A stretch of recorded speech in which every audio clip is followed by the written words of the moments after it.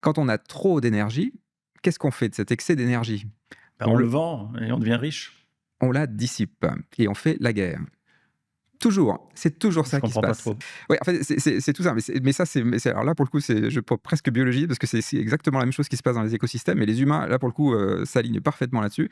Quand on a beaucoup d'énergie, on la dissipe très rapidement parce qu'en fait, quand on a beaucoup d'énergie, ça nous donne les moyens de conquérir, ça nous donne un avantage compétitif et du coup, qu'est-ce qu'on fait? On fait la guerre.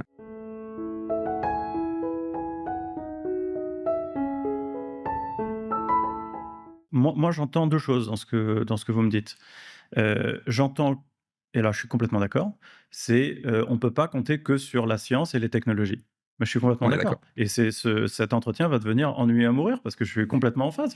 Évidemment, mais personne Mais personne c'est sera pas voilà. vrai, j'allais dire personne n'a dit ça, c'est pas vrai. Enfin, il y Il a y a des technologues, un peu illuminés qui considèrent ça et cetera. mmh, Mais moi, je suis pas de ceux-là et je suis mmh d'accord avec vous, ça ne peut pas suffire. Mais vous me dites aussi autre chose et c'est un autre argument. Vous me dites, finalement, l'innovation technologique, heu, peut être pire que si on ne la fait pas. mh, Alors là, c'est plus problématique. mmh Parce que, quand vous faites Faudrait une innovation type, les nouvelles semences, les nouvelles mmh variétés de Borlog, les bienfaits sont, absolument immenses À court terme. et presque incalculables.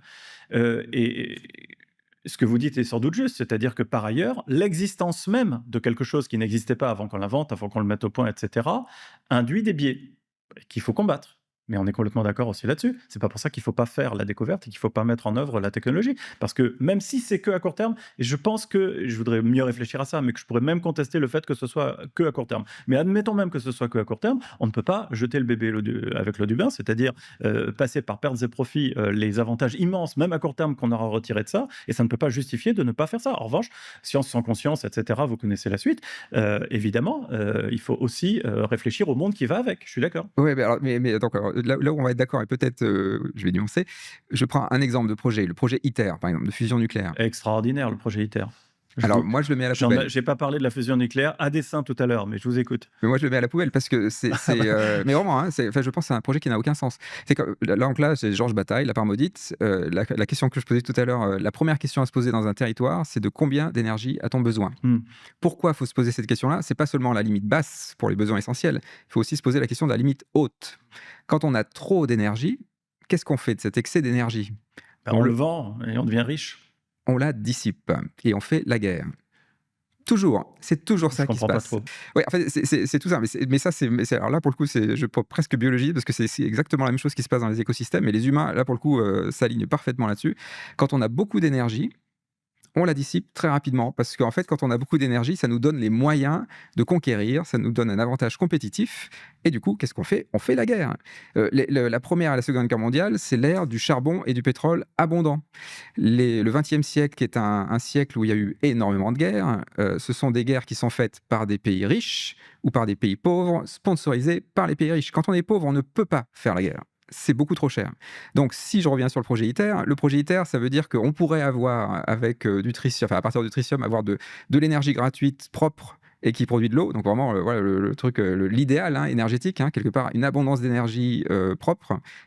Mais sauf qu'il faut imaginer que ça, on puisse le faire aujourd'hui, avec Poutine, avec Netanyahou, avec Erdogan, avec Trump. Mais il faudrait voir le résultat. Ce qui nous protège d'une troisième guerre mondiale, c'est qu'aujourd'hui, on a moins d'énergie. Enfin, en tout cas, on n'a pas accès à ce délire de la Seconde Guerre mondiale. Il faut quand même juste réaliser ce que c'était la Seconde Guerre mondiale.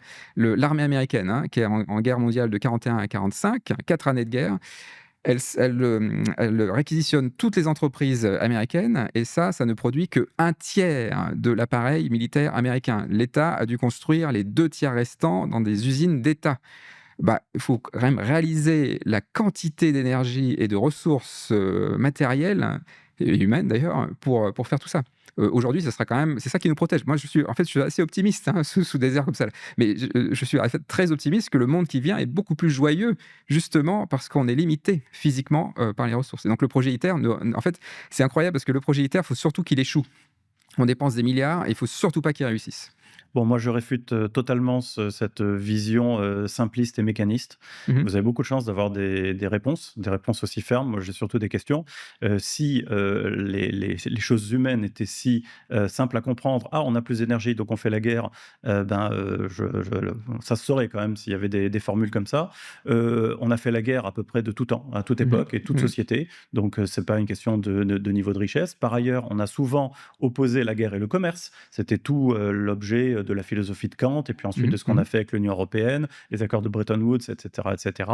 Moi, à ce que je sache, quand on a de l'énergie, on s'enrichit. Quand on a de l'énergie, on peut faire d'autres choses. On On dévaste les peut, écosystèmes, on fait la guerre à la vie, quoi.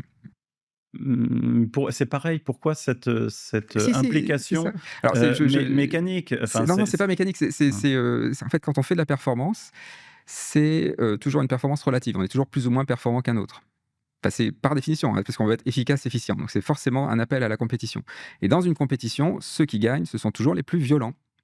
Et ça, c'est toujours vrai. Un sportif de compétition, il sera violent avec son corps. Le pompier qui va au feu, il sera violent avec son corps dans Je l'incendie. comprends pas le pourquoi le plus violent. Je comprends pas cette vision-là qui est extrêmement, caricaturale encore une fois et manichéenne. Je sais pas moi, quand, on gagne, un marché parce qu'on a proposé, un produit, qui correspondait, aux aspirations, d'une majorité, est-ce que c'est violent? Je sais pas, je Bah, vois pas trop. alors ça dépend, il faudrait prendre un cas spécifique, mais ça Bah, je sais pas moi, on n'est pas censé citer des marques, mais quand l'iPhone est arrivé, c'était beau, ouais. bah, vous vous Bah, souvenez c'est de la oui, première fois que vous oui, avez vu un iPhone? ouais. Moi, je m'en souviens, hein, j'étais bluffé. Ouais, ouais. Non, Moi, je mais suis un bah, simple bah, citoyen consommateur, l'iPhone est violent avec les écosystèmes, oui, ça c'est assez mais simple, ouais. oui, enfin, l'humanité, dans ce cas, est une boule de Oui, violence, parce qu'elle est depuis ses obsédée, mais origines. c'est pas un déterministe. C'est-à-dire que, les humains ne sont pas obligés d'être violents avec les écosystèmes. C'est juste parce qu'on est obsédé par la performance et on se rend pas compte à quel point notre On va revenir performance détruit les écosystèmes, quoi. On va revenir C'est au juste début ça. de notre conversation et moi je vous dis que, la performance de demain pourra justement être celle, consistant à restaurer notre rapport aux écosystèmes et justement à les laisser tranquilles, à les refaire, et ça sera ça la performance. C'est une question de définition de la performance. En partie, mais pour moi, si on fait que de la performance, c'est sûr qu'on va tout dévaster, hein. Ça, là, il y a pas de pour moi, il y a pas de c'est une évidence. La géo-ingénierie, par exemple, si on fait de la géo-ingénierie très performante, On va pas alors avoir le là, choix. c'est comme se prendre, c'est de la roulette russe, quoi. Si on comprend le contrôle sur le climat, vu à quel point on ne le contrôle pas, c'est sûr qu'on va se planter, hein. Enfin, c'est un accident, ça, ce que Charles Perrow appellerait un accident normal.